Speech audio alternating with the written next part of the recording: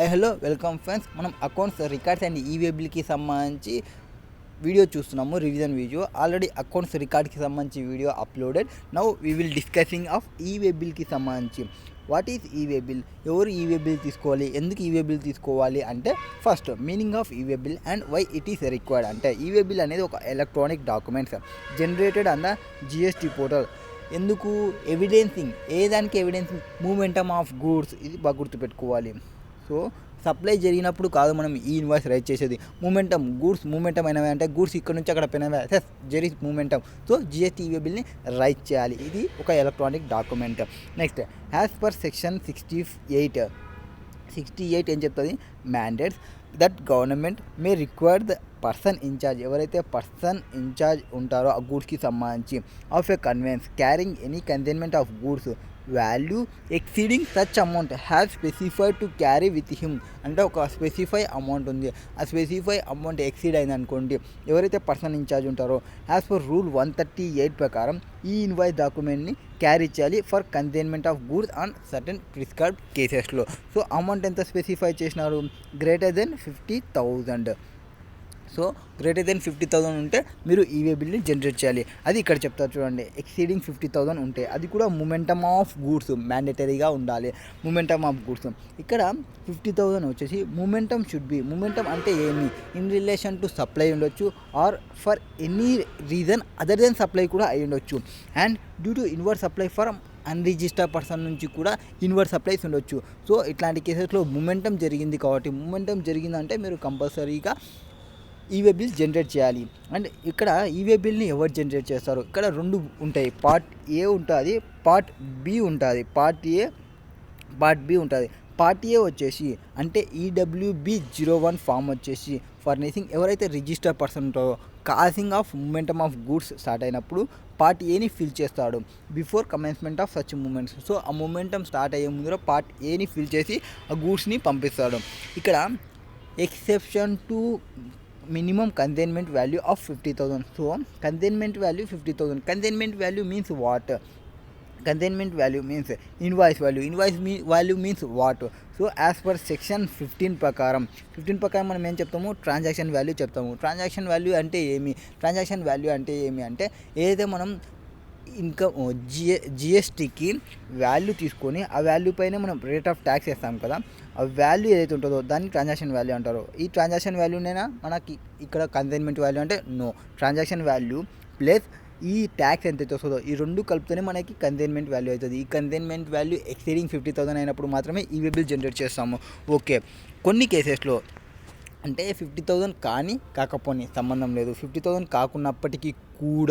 కాకున్నప్పటికీ కూడా మీరు ఈ ఇన్వాయిస్ని జనరేట్ చేయాలి. ఎప్పుడు అది అంటే interstate transfer of goods by principal నుంచి జాబర్కి కానీ పోతుంటే, ఏది ఇంటర్స్టేట్ ట్రాన్స్ఫర్స్ ఆఫ్ గూడ్స్ జరుగుతున్నప్పుడు, or interstate transfer of hand craft goods by a person exempted from obtaining registration as per section 24లో మనకి కంపల్సరీ రిజిస్ట్రేషన్స్ వస్తాయి. అందులో సిటీపీ క్యాజువల్ ట్యాక్సబుల్ పర్సన్ కానీ ఆర్ నార్మల్ పర్సన్ కానీ కంపల్సరీ రిజిస్ట్రేషన్ తీసుకోవాలి. Interstate goods ఉన్నప్పుడు by handicraft goods చేస్తుంటే వాళ్ళ యొక్క turnover exceeding 20 lakhs are 10 lakhs are 40 lakhs ఉంటే వాళ్ళు రిజిస్ట్రేషన్ తీసుకోవాల్సిన అవసరం లేదు, కంపల్సరీ రిజిస్ట్రేషన్లో రాలేదు. సో ఇంటర్స్టేట్ గూడ్స్ చేస్తున్నప్పటికీ ఎవరు హ్యాండ్ క్రాఫ్ట్ గూడ్స్, చేనేత వస్త్రాలు చేస్తుంటారు కదా, వాళ్ళకి సంబంధించి వాళ్ళు exempted from obtaining registration up to their threshold limits వరకు. సో థ్రెషోల్డ్ లిమిట్స్ కార్స్ అయితే కంపల్సరీ మళ్ళీ రిజిస్ట్రేషన్ తీసుకోవాలి. వాళ్ళు కన్నా ఈ హ్యాండ్ క్రాఫ్ట్ గూడ్స్ని ఇంటర్స్టేట్ ట్రాన్స్ఫర్ చేస్తుంటే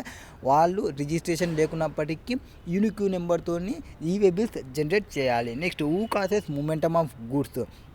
ఇక్కడ if supplier is register and undertaken to transport the goods, momentum of goods is caused by the supplier. So supplier ఉన్నాడు, supplier register person, supplier movement of గూడ్స్ని start చేస్తుంటే if recipient arrange transport momentum of goods caused by him. So supplier start చేస్తుంటే and supplier ట్రాన్స్పోర్టర్ని మాట్లాడింటే సప్లయరే cause చేస్తున్నట్టు, అంటే సప్లయరే start చేస్తున్నట్టు.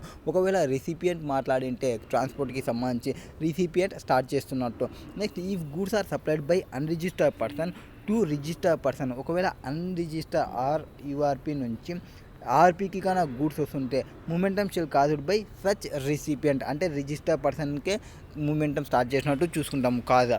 Next information to be furnished by e way bill. ఈ వే బిల్లో ఏ ఇన్ఫర్మేషన్స్ ఉంటాయి, రెండు ఉంటాయి. ఒకటి వచ్చేసి పార్ట్ ఏ ఉంటుంది, ఇంకోటి వచ్చేసి పార్ట్ బి ఉంటుంది. పార్ట్ ఏలో వచ్చేసి register person who is causing momentum of goods, ఎవరైతే కాజింగ్ చేస్తున్నాడో మూమెంటమ్ ఆఫ్ గూడ్స్ని వాళ్ళు పార్ట్ ఏని ఫిల్ చేస్తారు. పార్ట్ ఏని ఫిల్ చేయడానికి ఇక్కడ చెప్పినాము కాజింగ్ ఎవరు అనేది. రిజిస్టర్ పర్సన్ స్టార్ట్ చేస్తుంటే రిజిస్టర్ పర్సనే, ఒకవేళ రిజిస్టర్ పర్సన్ కాకుండా అన్రిజిస్టర్ పర్సన్ కా నుంచి తీసుకుంటూ ఉంటే రిజిస్టర్ పర్సన్ కాజింగే, ఆర్ బోత్ రిజిస్టర్ పర్సన్స్ ఉంటే ఎవరైతే రిసిపియంట్ ఉన్నారో రిసిపియంట్ ట్రాన్స్పోర్ట్ని అరేంజ్ చేస్తుంటే recipient causing momentum of goods అవుతారు. సో వాళ్ళు ఎవరైతే కాజ్ చేస్తున్నారో వాళ్ళు పార్ట్ ఏని ఫిల్ చేస్తారు. అండ్ పార్ట్ బిని ఎవరు ఫిల్ చేస్తారంటే ఎవరైతే ట్రాన్స్పోర్టింగ్ గూడ్స్ ఆ గూడ్స్ని ట్రాన్స్పోర్టింగ్ చేస్తుంటారో వాళ్ళు పార్ట్ బి తీసుకుంటారు. ఇక్కడ వచ్చేసి ఎవరైతే ఉండొచ్చు ట్రాన్స్పోర్టర్ ఉండొచ్చు, ఆర్ వేరే పర్సన్స్ ఎవరైనా ఉండొచ్చు. Or however information in part A may be furnished by transporter. ఒక్కొక్కసారి ఈ పార్ట్ ఏనికి ట్రాన్స్పోర్టర్ కూడా ఫిల్ చేసేయచ్చు if so authorised of or by e-commerce operator courier agency where goods are supplied through them. So వీళ్ళతో పాటు వీళ్ళని మాట్లాడి మనం గూడ్స్ని పంపిస్తుంటే పార్ట్ ఏని వీళ్ళే ఫిల్ చేయొచ్చు, no issue. Next who can generate the e way bill. ఈ వే బిల్ని ఎవరు జనరేట్ చేస్తారు అంటే e way bill to be generated by register consignor or consignee. ఎవరు రిజిస్టర్ అయిన పర్సన్స్, కన్జైనర్ రిజిస్టర్ అంటే కన్జైనీ రిజిస్టర్ అంటే కన్జైనీ, వాళ్ళు ఈ వే బిల్ని జనరేట్ చేయాలి. If transportation is being done on own hired or conveyance or by railway or by air or by vehicle. ఒకవేళ ఆ goods through transporter పోతుంటే ఈ గూడ్స్ని ట్రాన్స్పోర్టర్కి ఇచ్చేస్తే అట్లాంటి కేసెస్లో neither the కన్జైనర్ nor the consignee generate. ఒకవేళ కన్జైనర్ జనరేట్ చేయకుంటే దాని యొక్క వాల్యూ 50,000 ఉంటే పోయేటప్పుడు ట్రాన్స్పోర్టర్నే పట్టుకుంటారు కాబట్టి ట్రాన్స్పోర్టరే ఈవే బిల్ని జనరేట్ చేయొచ్చు. Next other points, goods transported by rails shall be delivered only on production of e way bill, providing of e way bill. యాక్చువల్గా ఈవే బిల్ మామూలు కేసెస్లో prior to momentum of goods provide చేస్తాము.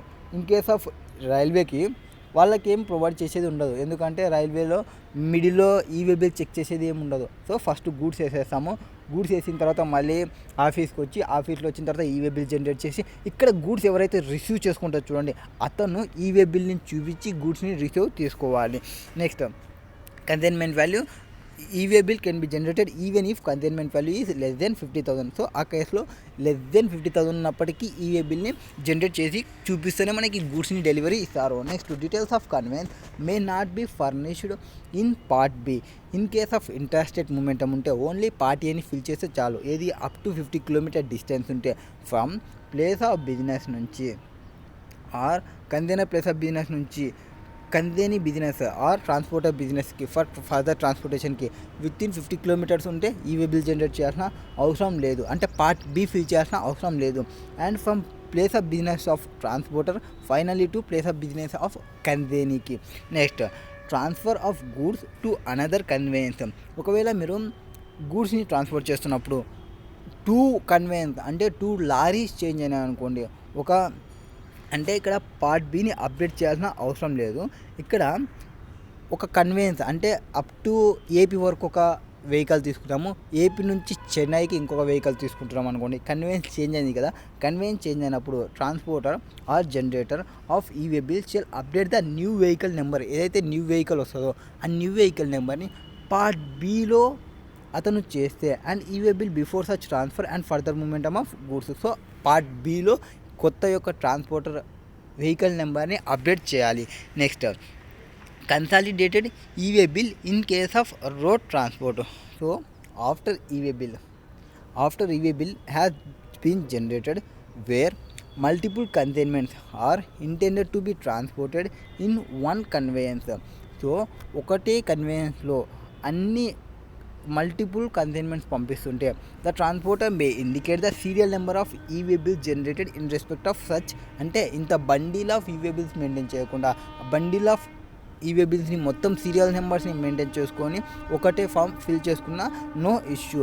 The common portal and consolidated e way bill in EWB02లో fill చేసి may be generated. అంటే bulk e-way bills prepare చేయొచ్చు. prior to momentum of goods. So ఇది ఎప్పుడు చేయాలి? prior to momentum of goods చేయాలి. Next where consignee has not generated the e-way bill in form GST EWB 01 and aggregate value consignment value of goods carried in conveyance is more than 50,000. So more than 50,000 ఉంది, అప్పుడు transporter liable అవుతాడు. Transporter maintain చేయొచ్చు. EWB అంటే on basis of అతనికి ఏవైతే invoices ఇచ్చినారో అంటే on basis of అతనికి ఏవైతే బిల్స్ ఆఫ్ సప్లై ఇచ్చినారో, on case of delivery challans ఇచ్చినారో, may also generate consolidated e way bill in form GST EW two prior to momentum of goods. So ఈ కేసెస్లో prior to momentum of goods ఉంటుంది. Next cancellation of e way bill. ఒకవేళ నేను ఈవే బిల్ని cancel చేయాలనుకుంటే cancel చేయొచ్చా? ఎస్, మీరు క్యాన్సిల్ చేయొచ్చు. ఎప్పుడు క్యాన్సిల్ చేయొచ్చు అంటే if either the goods are not transported has per details furnished by e-way bill with in 24 అవర్స్లో మీరు క్యాన్సిల్ చేసుకోవాలి. From the time of generation దగ్గర నుంచి 24 అవర్స్ లోపల మీరు క్యాన్సిల్ చేసుకోవాలనుకుంటే క్యాన్సిల్ చేసుకోవచ్చు. Next validity period of e way bill, consolidated e way bill ఎంతవరకు వ్యాలిడిటీ ఉంటుంది అంటే మీకు ఈ డిస్టెన్స్ విత్ ఇన్ కంట్రీనా or validity period from relevant డేట్కి సంబంధించి అప్ టు 200 కిలోమీటర్స్. ఎప్పుడు one day in case of other then over dimensional cargo, ODC over dimensional cargo or multi modal ship in which at least one leg involves transport by ship. So ఇక్కడ transport ship కన్నా involve అయ్యింటే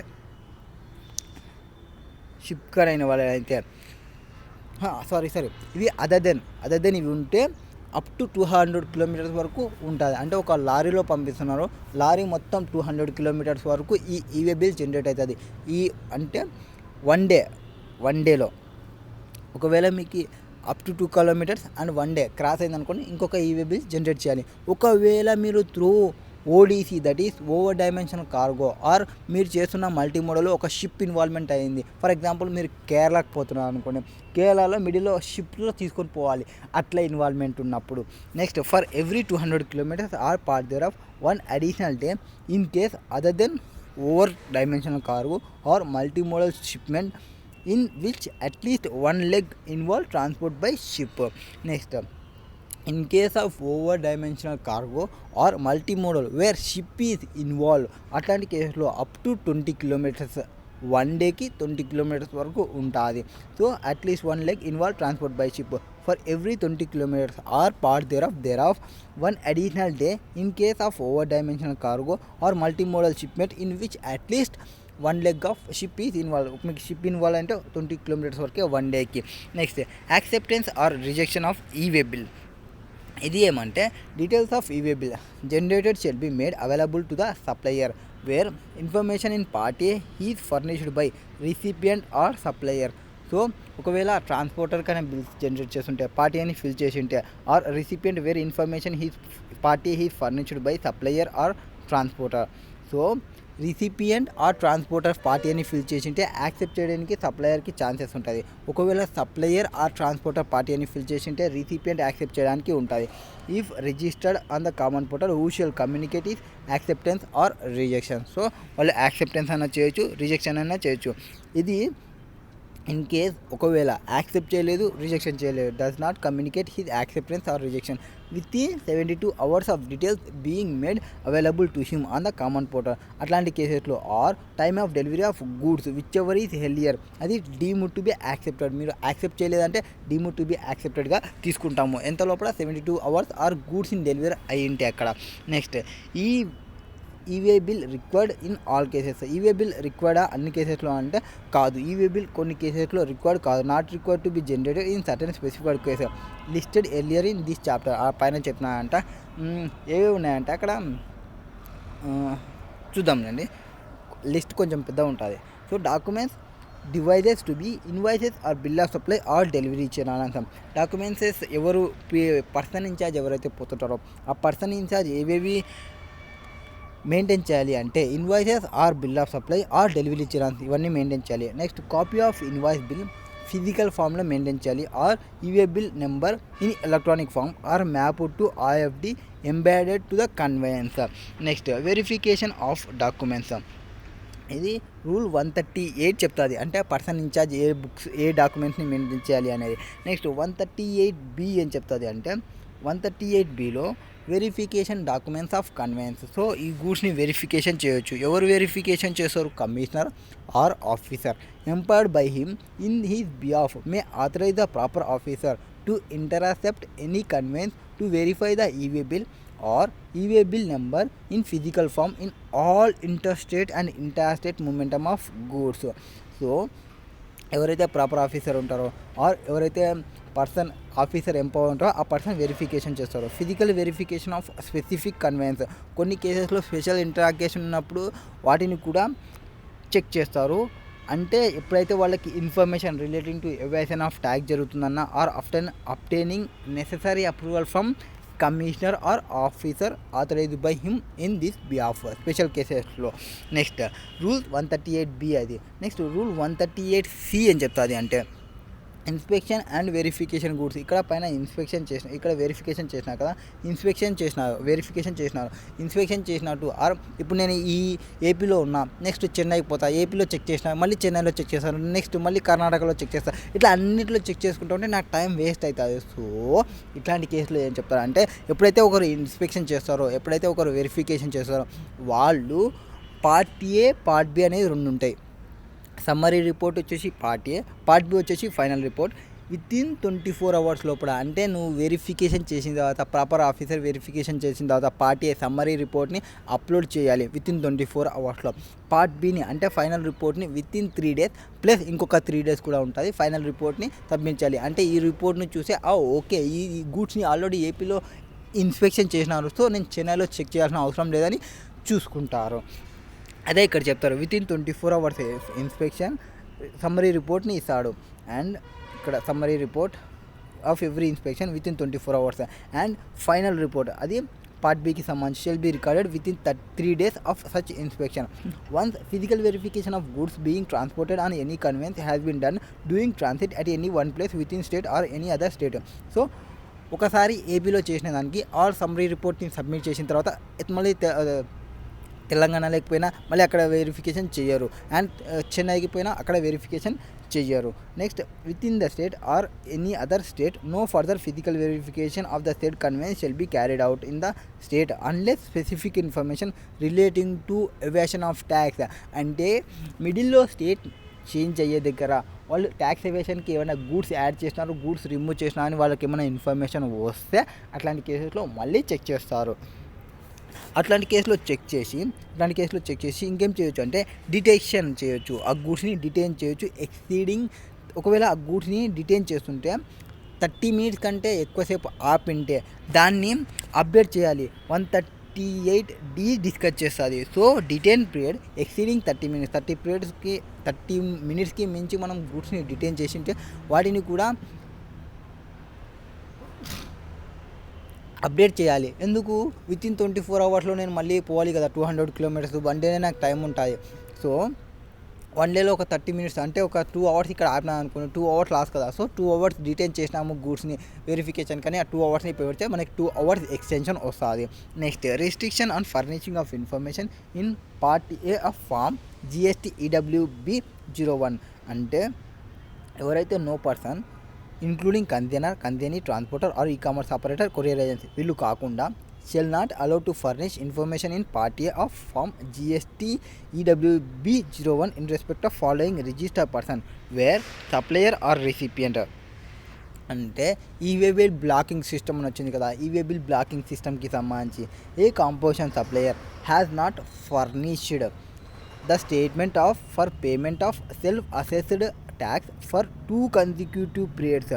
so 2 consecutive quartersకి సంబంధించి composition tax payer self assessed ట్యాక్స్ని furnish చేయలేదు, అంటే CMP 08ని furnish చేయలేదు, వాటికి సంబంధించి a person paying tax under regular scheme has not furnished the return that is GSTR 3B file చేయలేదు వాళ్ళు ఎన్ని 2 ట్యాక్స్ పేయర్స్ని ఫైల్ చేయకుంటే ఆర్ GSTR 1ని ఫైల్ చేయకుంటే, అంటే ఎనీ 2 months ఆర్ ఒకవేళ QRMP స్కీమ్లో ఉంటే 2 quartersకి ఫైల్ చేయకుంటే వీళ్ళకంతా GST బ్లాక్ అయిపోతుంది, GST ఈవే బిల్స్ జనరేట్ చేయడానికి రాదు. And A person who is register has been suspended.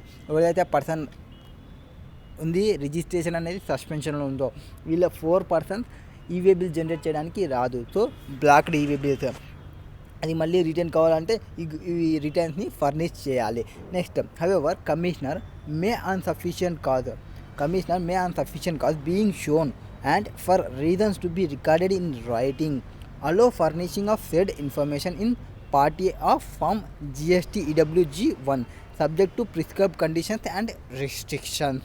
So కమిషనర్కి ఏమైనా ఇన్ఫర్మేషన్ ప్రొవైడ్ చేస్తే సో రీజన్ వల్ల మేము ఫైల్ చేయలేదని ప్రాపర్ కాజింగ్ రీజన్ని ప్రొవైడ్ చేస్తే మీకు ఈవే బిల్ జనరేట్ చేసుకోవడానికి ఇస్తాడు. దట్ ఈస్ ఈవే బిల్కి సంబంధించిన ఇన్ఫర్మేషన్.